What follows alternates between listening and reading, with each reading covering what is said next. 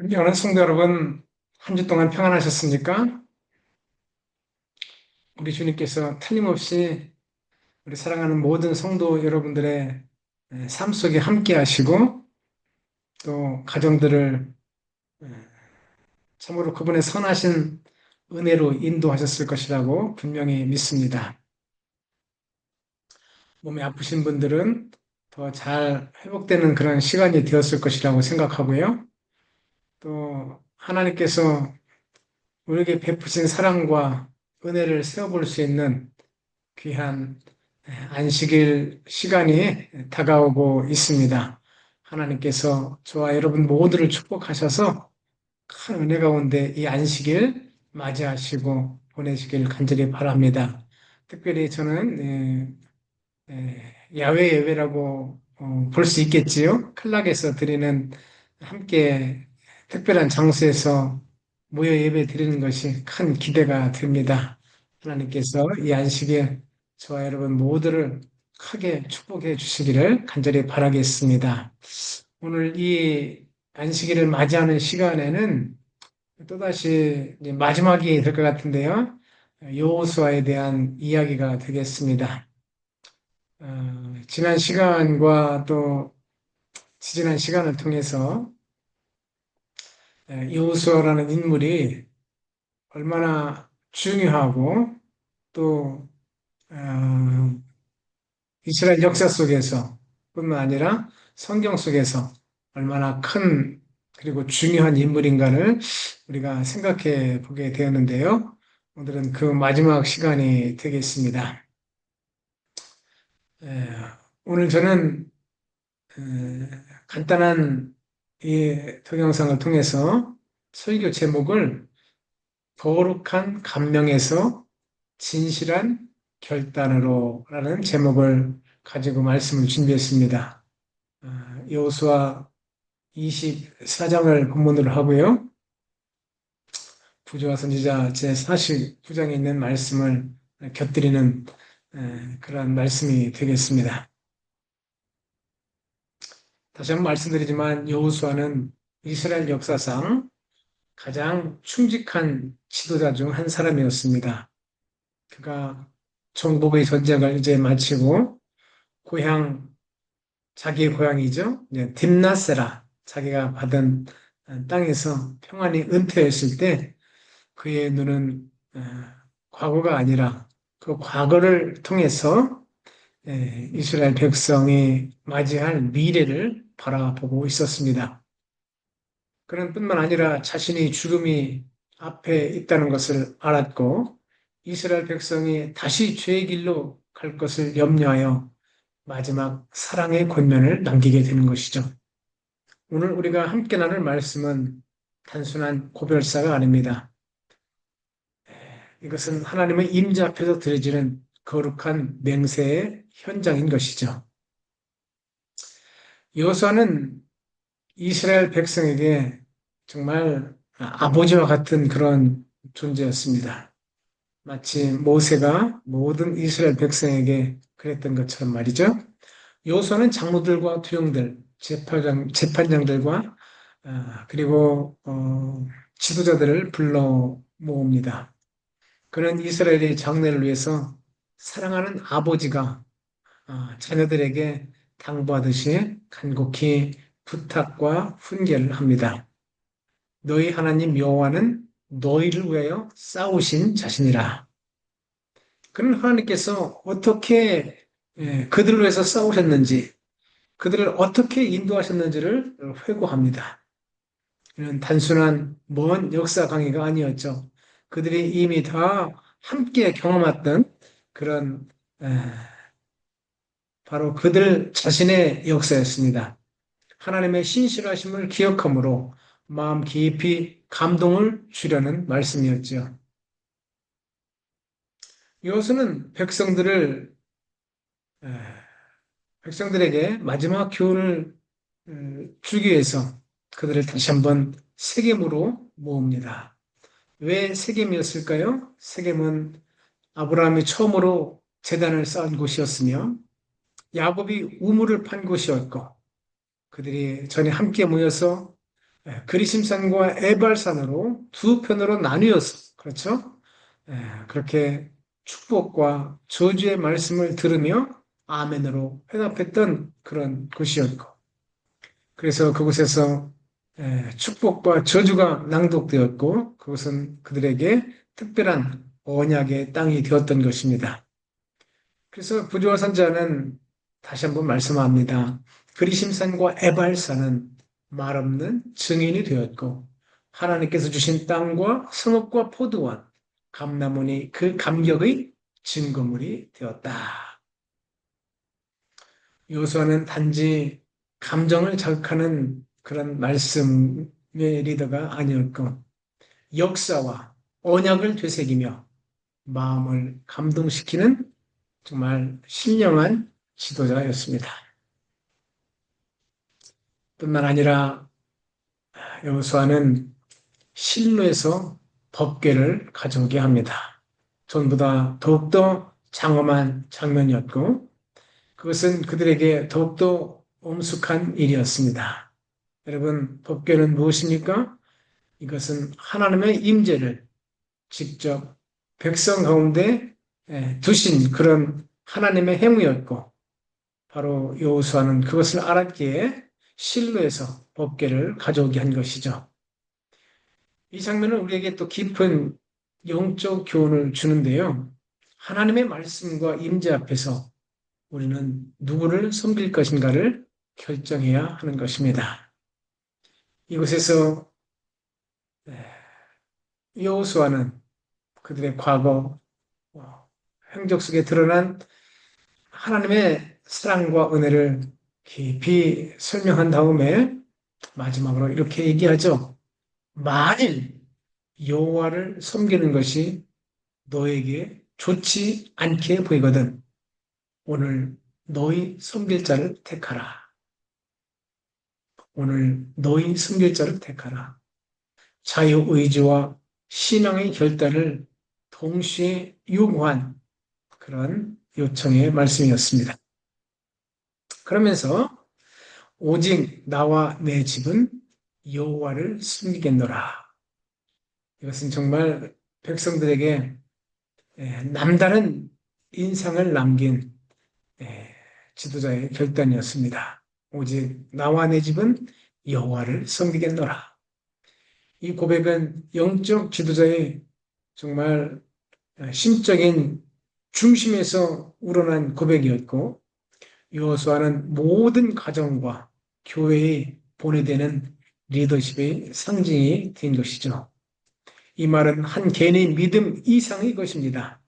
가정을 넘어 공동체 전체에 신앙의 불꽃을 지친 외침이었습니다. 우리는 설교에서 이 말씀을 얼마나 자주 들었으며 또 우리의 가정과 또 나 자신이 결심하면서 이 말씀을 읽을 때 큰 감동을 얻지 않습니까? 그래, 우리도 나도 여호수아 같은 이런 귀한 결심으로 살아가야겠다는 그런 은혜의 결심과 결단을 우리도 경험하지 않았습니까? 백성들은 크게 감동을 받고 말합니다. 여호와를 버리고 다른 신을 섬기는 일을 우리가 결탄코 하지 않을 것입니다. 하지만 여호수아는 오히려 그들의 말을 제지합니다.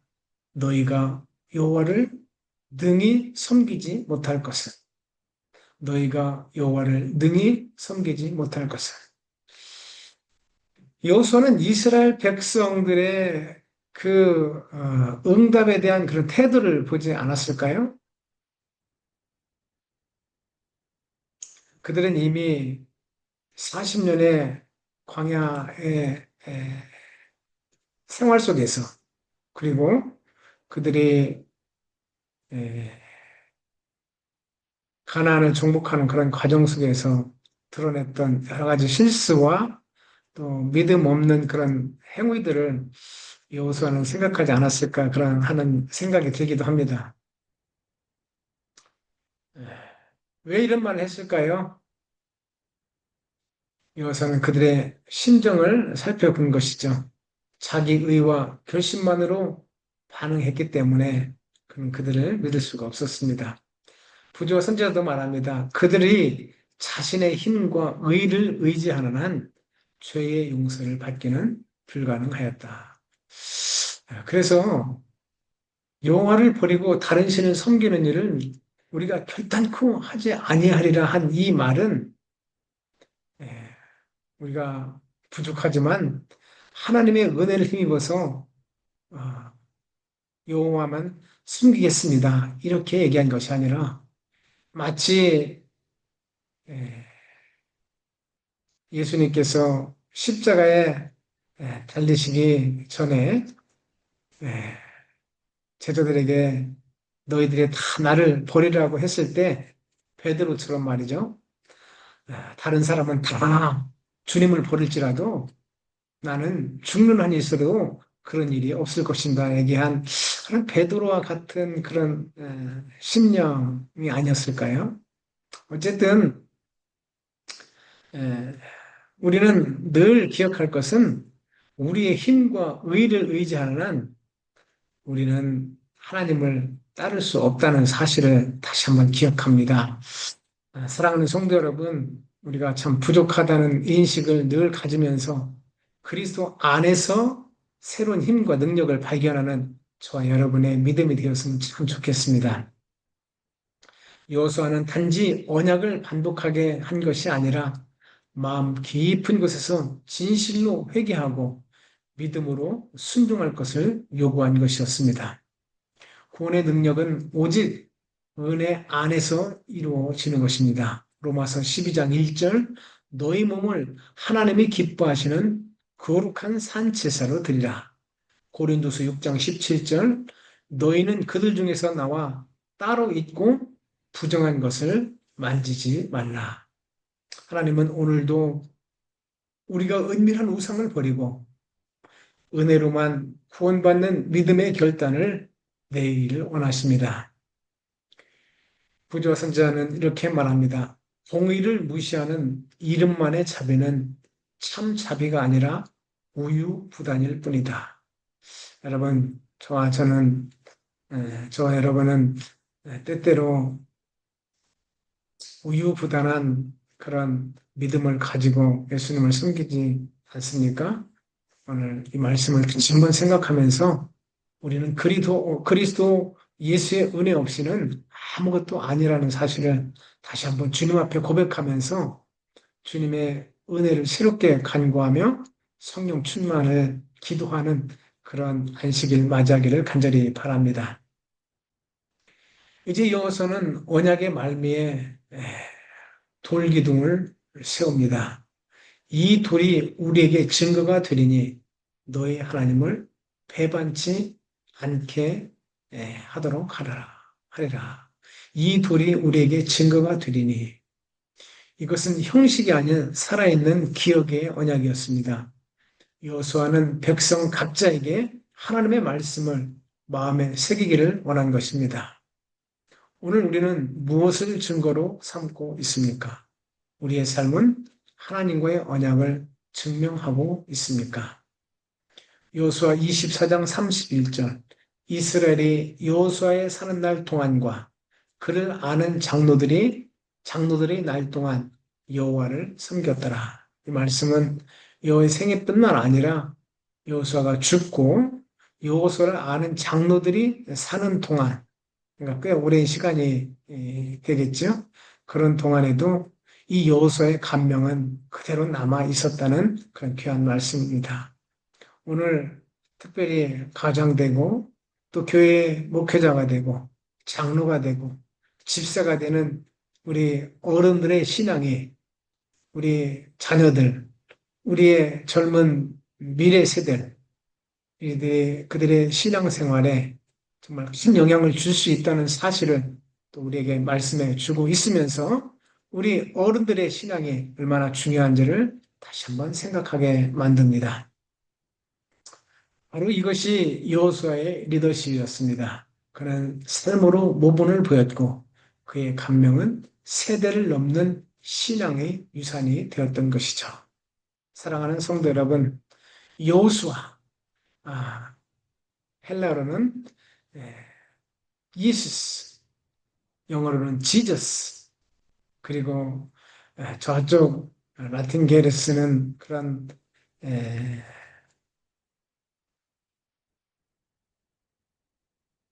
에스파뇰은 스페인어로는 헤수스, 그리고 우리말로는 예수. 바로 여호수아는 예수를 상징하는 그런 본이 되었다라고 할 수 있습니다.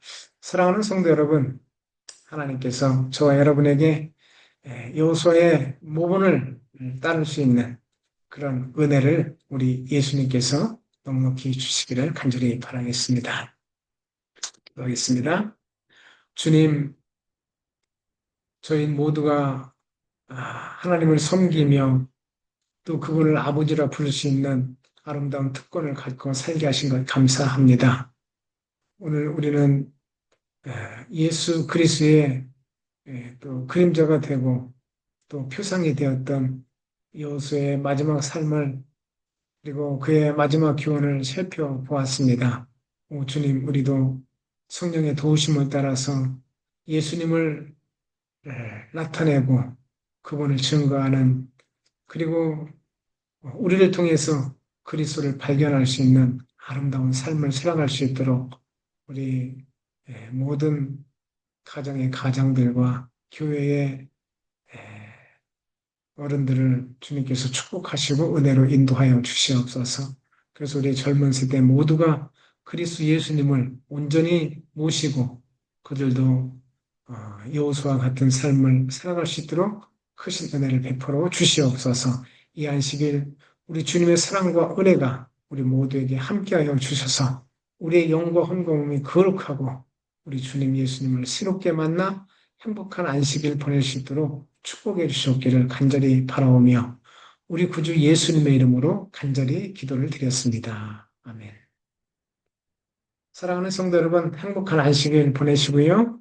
특별히 몸이 아프신 분들 잘 회복되시기를 바랍니다. 안승구 집사님, 주님의 은혜 가운데서 평안한 안식일 잘 보내시기를 간절히 바라고요.